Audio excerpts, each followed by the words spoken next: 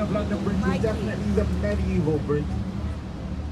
That one stood here for over 600 years. It was covered with shops and houses, a church, and also rather gruesomely, the severed heads of executed prisoners were put on stakes on the bridge as a warning to traitors. The first of those was William Wallace, made famous in the film Braveheart. Coming up now on the right-hand side, connected to the next bridge along, you'll see Cannon Street Railway Station. This station used to have a very ornate glass roof on top of it, which was put into storage in the countryside to protect it from bombing during World War II. However, the place where it was stored was bombed on one of the first air raids in the war, and of course the roof was destroyed. Rather ironically, Cannon Street Station survived the war untouched. But they got a roof garden on there now, though, one of the largest roof gardens in London.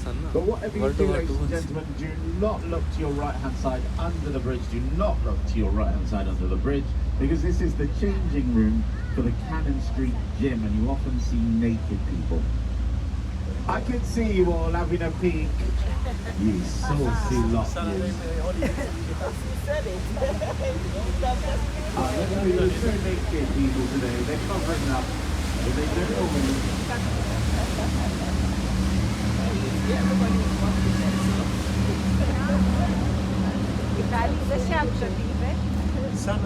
And now you'll see Southwark Bridge. If you come back in the evening, you'll see how it's beautifully lit with real gaslight from those lamps on top of the bridge. But just before the bridge there, on the left-hand side, you'll see a black glass building with the letters FT on the front. This is the headquarters of the Financial Times newspaper. Just behind there is where they have their car park. In that car park is a plaque which lets you know that that's where Shakespeare's original Globe Theatre once stood.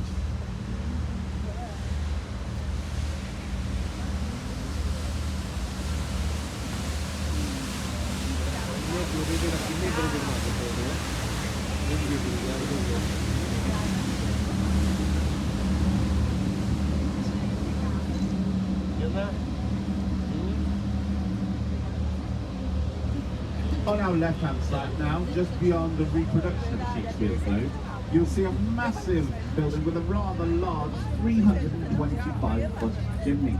This is the Tate Modern Art Gallery.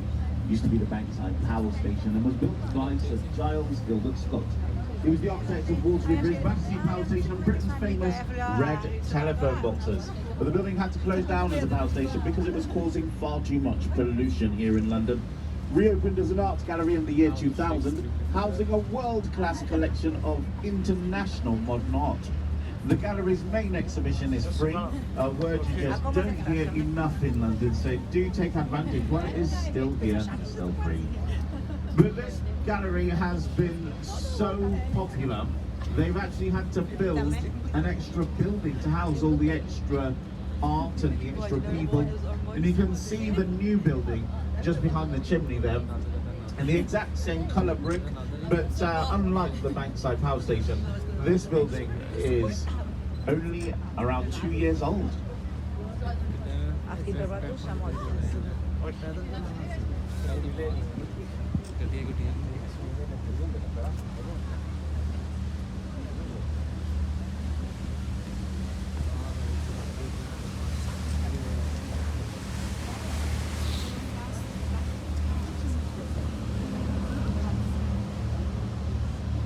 Ahead of us now, you'll see that we're coming back towards those Blackfriars bridges, the ones with those strange red columns in the centre. Those columns are all that remain of the original bridge, which once brought the very first steam trains across the Thames. But it was a very old-fashioned bridge. It wasn't quite strong enough for the new diesel trains. They were starting to be used a lot more often, so a new bridge had to be built, and that's this one that we're about to pass under any moment now. This grey bridge here, completed in 1886, just 20 years after the original old-fashioned bridge, but it's very much still in use today. It has been upgraded with a brand new solar panelled roof. Now 50% of the power for this bridge comes from those solar panels. They've also widened the bridge, so you can now cross the bridge all the way across, and you can get off your train and decide whether you want to go right into North London and south, or south into South London. This is the only bridge that you can do this on. It was about 40 years after this bridge was built there that they decided to dismantle the old fashioned bridge and they took the top of it.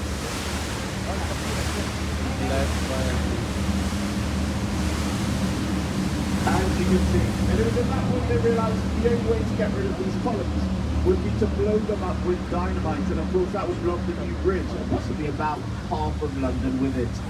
So they decided to leave them behind.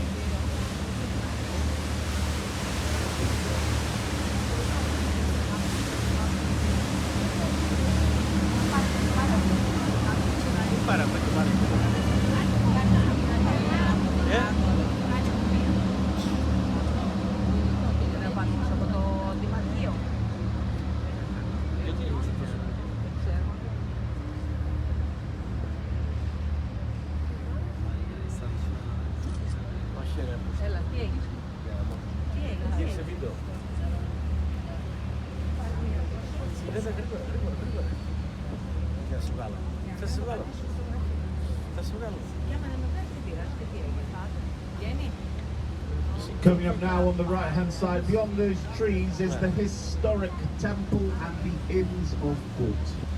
Once home to the Knights Templar, they went away on the Crusades, tried to find the Holy Grail. When they went away, they left the area on loan to lawyers and barristers. On their return, they found that those lawyers and barristers had actually changed the law to make it so they didn't have to give the land back. So it's belonged to those lawyers and barristers ever since.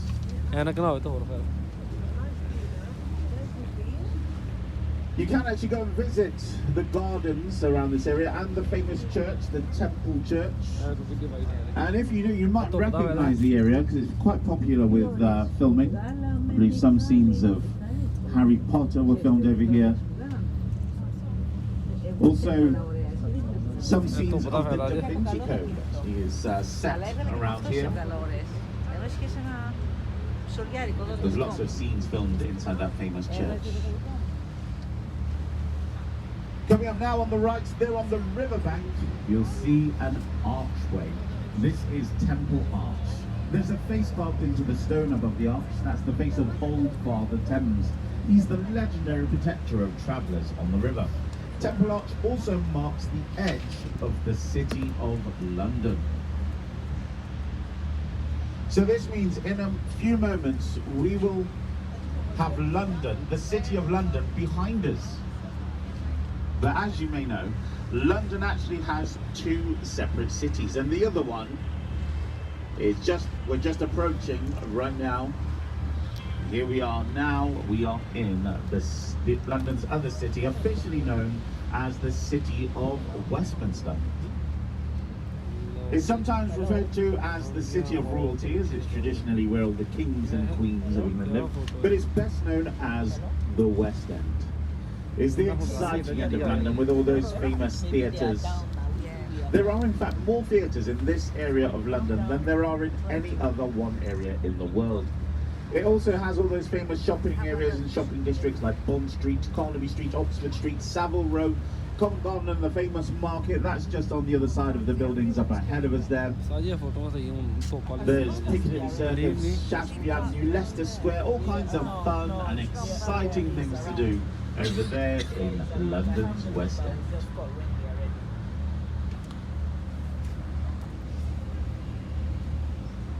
Here on our right hand side now you'll see a building with a green dome in the middle. This impressive Georgian building is known as Somerset House. It's had lots of different uses over the years, probably most famous though for being a public records office. It's where births, marriages and deaths in England and Wales used to be registered. In those days it was nicknamed Hatcham, Matcham and Dispatcham. Inside the building today are various companies, one of which is Mighty Productions, the television production company famous for creating daytime television quiz shows like Impossible, amongst other things. Also, you can go ice skating in the open air courtyard if you come back around Christmas time. And now we're passing under Waterloo Bridge, also known as the Ladies' Bridge. It was built mainly by women back in World War II as the men were away fighting.